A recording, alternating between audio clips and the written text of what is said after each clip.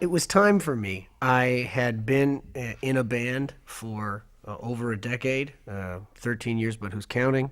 And I'd gotten to the point where there were things that were important to me as an artist that I wanted to do, and directions that I wanted to take that I couldn't do as a member of a team. I couldn't do as a participant in a democracy.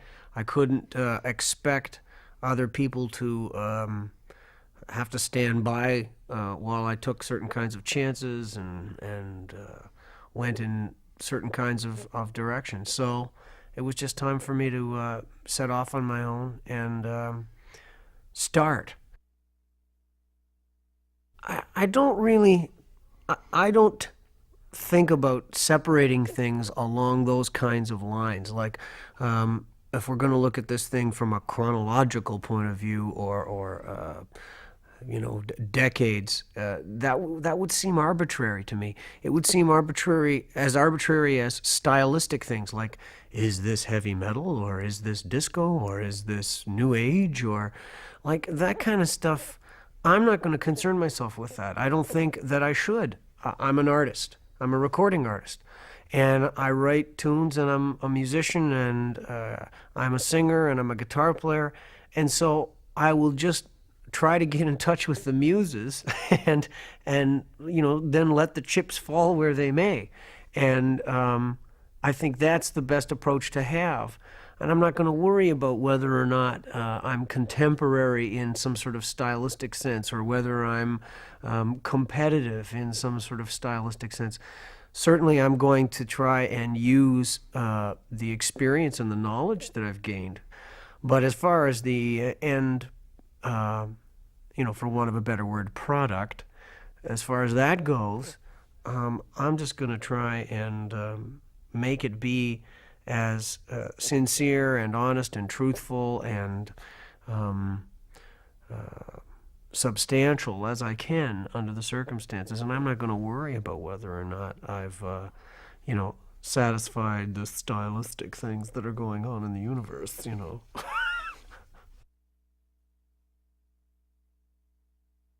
Oh, I think so. Um, One of the frustrations that I felt when I was in Triumph was the situation of being in a power trio and having to sort of remain true to whatever um, style that should be, and whatever kind of image that kind of a thing should project. And there was a lot of music that I created and recorded while I was in that band. Songs like "Hold On" and "Fight the Good Fight" and "Magic Power" and those kinds of tunes that really would have benefited from a larger live ensemble. So when I put this new band together to go out on the road and sort of road test the thing and see, 6 pieces. Sometimes I find 6 pieces limiting. I sometimes wish I had maybe more of an orchestral approach, so that I could have horns, or three background singers that were, that's what they were completely dedicated to. Um, like a real kind of big band situation for some things, and then for other things not. I mean, if you've got like Lyle Lovett goes out with 11 pieces or something, so he can do any kind of music. He can do any kind of arrangement with that many musicians.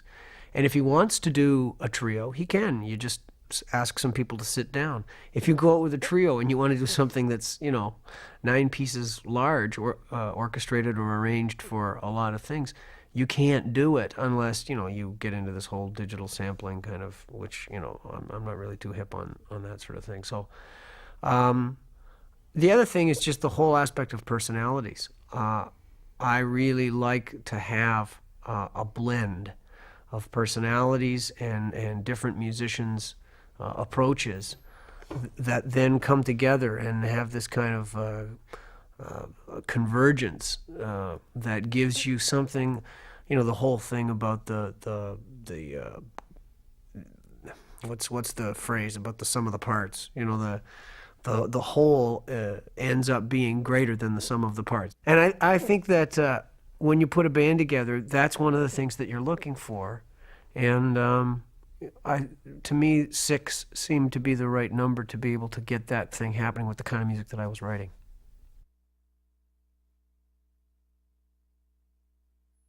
I do. The Wild Italian Stallion, Mr. Sil Simone, on guitar. And I didn't use him on the album, and I apologized. That was just a pure ego thing. It was my first record, and I was bound and determined that I was going to do everything myself. The other thing, of course, was budget. It was a lot cheaper for me to do the parts myself than to pay someone else. Um, yeah, so I got Sil on guitar. I might as well go through the lineup for you. I've got Randy Cook on drums, and Randy played with Lee Aaron and Long John Baldry and Alto Moda, and still a very young guy, but he's a well-traveled player and very experienced and very adept at a lot of different styles. He's also kind of like the spark plug of the band, very energetic, wild, verging on immature craziness kind of guy, and I love him dearly, and so he's kind of like the heart of the rhythm section. Chris Brockway on bass guitar. Chris and I have a long and checkered history. Chris played together with me in a band called Act 3, which was before my Triumph days, when we were both young striplings, as it were. And so now I've been reunited with him, and he's a terrific player, left-handed, and he's got sort of equal parts Paul McCartney, Chris Squire, a lot of different influences. Very, very eclectic player, and very creative guy, a singer and a writer in his own regard. So a nice guy to have in the band on that level. On the keyboards, I have Dave Kachuk, and Dave did the last couple of Triumph records as a sideman, and he'd played in a band called Simon Chase. And I got to know Dave through that connection. My manager had managed Simon Chase, and so I got to know him because of that. And he's a terrific player, classically schooled, and very, very serious musician. And of course, now in the modern age with computers and the programming and the aspect of keyboards entering into pre-production for records and stuff, he really is like an invaluable right-hand man for me. On saxophone and vocals and general intelligence, Colleen Allen. And it's great to have a woman in the band. I think it gives the band a completely different perspective than it would be. I think that there's a certain aspect of rock bands where they tend to get this sort of real knuckle-headed jock mentality, boys club kind of thing. And having Colleen in there, it works. It helps to work against that, and I think that that's really good. The other thing, of course, is that Colleen has a vocal range where she can get above my voice and give me harmonies live that I would do in the studio, and it's pretty hard usually to find guys that have that kind of vocal range. And this is all beside the fact that she's a very gifted player, and I think her soloing adds a real level of sort of musical sophistication to what we do. And I like that. Like, I didn't want to end up in a situation where I was just a guitar band and, banging away with just guitar solos all over the place. I think it adds a different texture and a different color to things, and that was important to me. Full circle, there you go.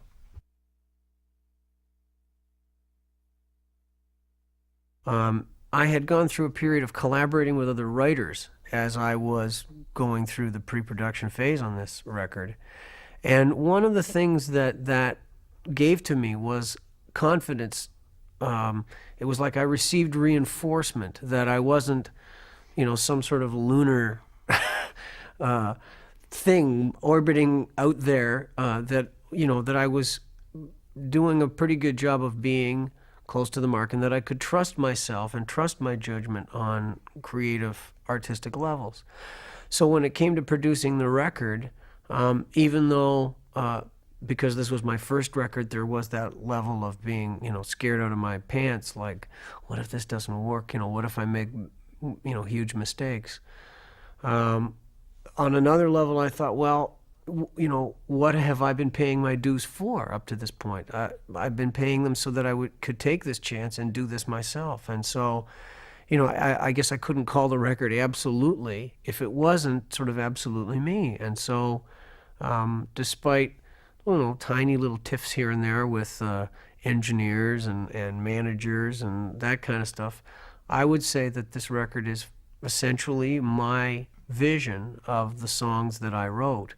And if I'd brought an outside producer in, it might not have been that.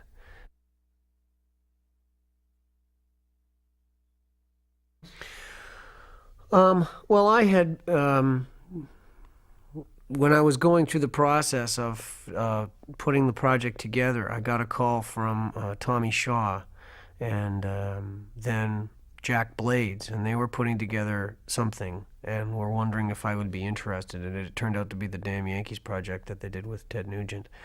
And they were real gung ho on trying to get this thing going, but in the end, I took a pass because I felt that I had to try and do my own solo thing first. Like Tommy had already done a couple of solo records after he left Styx, and so he was very understanding that that was something that I felt compelled to try and do before I got into some other kind of band project or some kind of, quasi.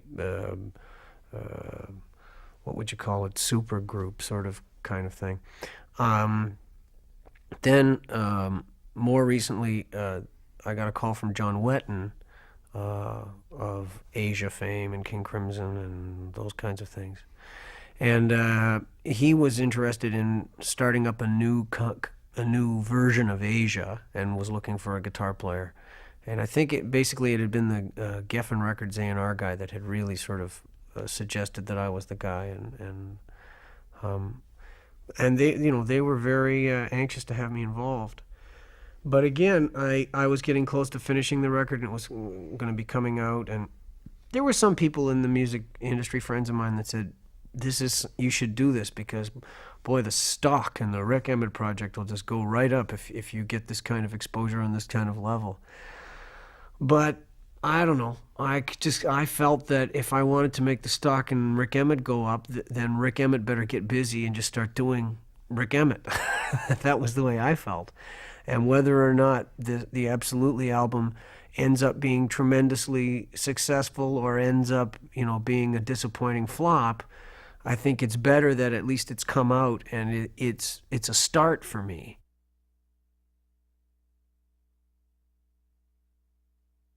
We have been out playing on and off in little things, doing one-offs and going down to the States to play headline shows in the Midwest and stuff. Well, we're looking to start around Labor Day and start working live after that. But I would think if there's going to be some sort of full-scale blown-up tour, it's going to start happening around October-ish. Big Lie. Big Lie is about politics and the politics of dancing and the politics of paying taxes and the politics of being in the rock and roll business and the politics of living in a media communications age. And it's a song where your tongue has to sort of stay firmly in your cheek throughout. I just, I'd gotten to the point where I was sort of fed up with the state of things, and then also fed up with rock stars standing around and sort of posturing and hooking themselves up to causes, which really perhaps the cause at heart is more self-aggrandizement than anything else. So, I think that in a sense I'm taking the mickey out of being in the rock and roll business. At the same time, I'm sort of voicing some social concerns with a little bit of sense of humor. And I'm doing it stylistically in a sort of a very rocking kind of way, I think, It's hard to decide when you're doing something for real and when you're getting exploited sometimes in a modern world. And so the song's about the choices that we make and how we've always got the right to choose. And we should use that right as wisely as we can.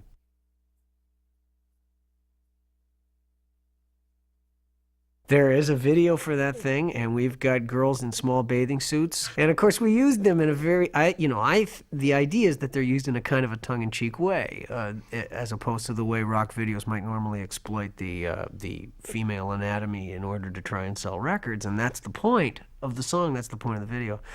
But I guess sometimes the surface of things, it glares and glints so brightly that it's very, very difficult to see past the surface.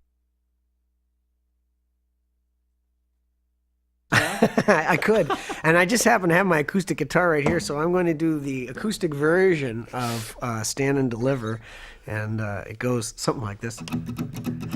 No, I'm only kidding.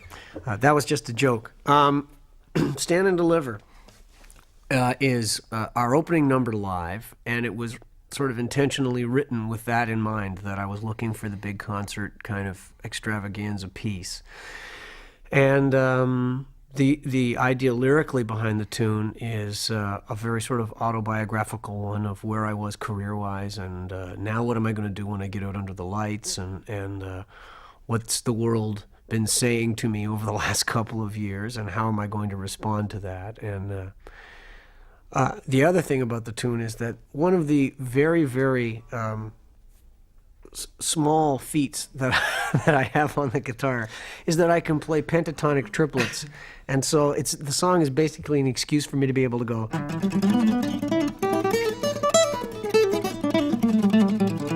And so there's a lot of that going on in there. Pentatonic triplets going up and down and in and out and back and forth, and ensemble playing. And when we're in rehearsal with the band, everybody always ends up saying, man, by the time I finish in this band, I'm going to be the king or the queen of pentatonic triplet playing, because I seem to work it in almost every tune somewhere. It's the only thing I can do half decent. So.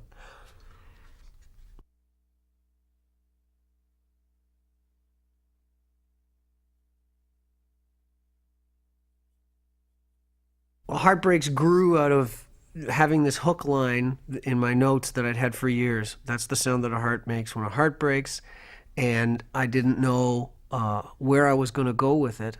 Then one day I decided, all right, let's just go for a bunch of poetic metaphors. What would that sound be? And the sound would be the sound of the wind rustling through the grass, or blowing through the trees, or the sound of a flag fluttering at half-mast, or the sound of a tear rolling down a cheek and crashing to the ground. So then I wrote down all these, I had like 2 pages of these things, and then I had to try and start rhyming them and find a narrative thread. The narrative thread became a storyline of a relationship breaking up, which someone close to me that had been happening to, so I had a strong emotional connection to it, and I could use that as a sort of an inspiration to try and throw the thing together. Then I started coming up with this sort of melodic thing of the for the hook line.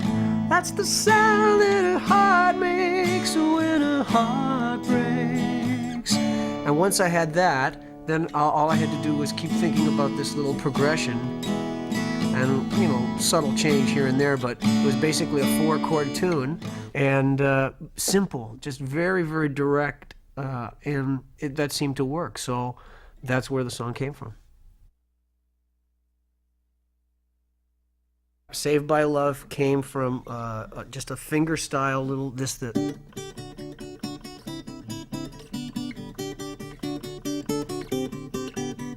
And I had that. It's sort of like you remember the Who's Baba O'Reilly? It's kind of like one of the, except on guitar. It's this.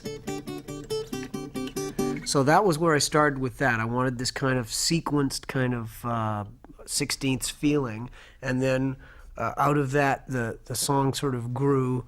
And as far as the lyric went, the storyline was more thinking about as I went through all the trials and tribulations of trying to leave Triumph and set it on my own, that I had this anchor, which was my family and my wife, and that in the end, this is your salvation, no matter what your situation is. It doesn't matter what you're going through. It could be new jobs, it could be death in the family, it could be any kind of stressful thing, but in the end, your salvation will have to come from your emotional attachments to the people that surround you. I think I'd prefer to sort of grope my way towards it blind, as opposed to make some sort of arbitrary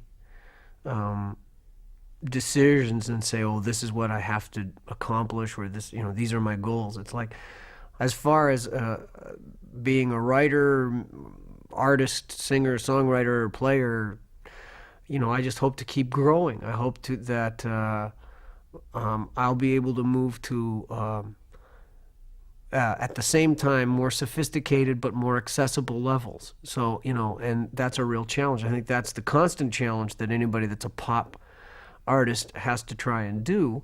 You want to try and have some sort of solid depth to what you're doing, but at the same time, you're trying to sell more records and reach more people with whatever it is that you're doing, and so that's the challenge. And that never changes. I don't care, if you're first starting out or if you're, an ex-Beatle. That's what you're trying to do.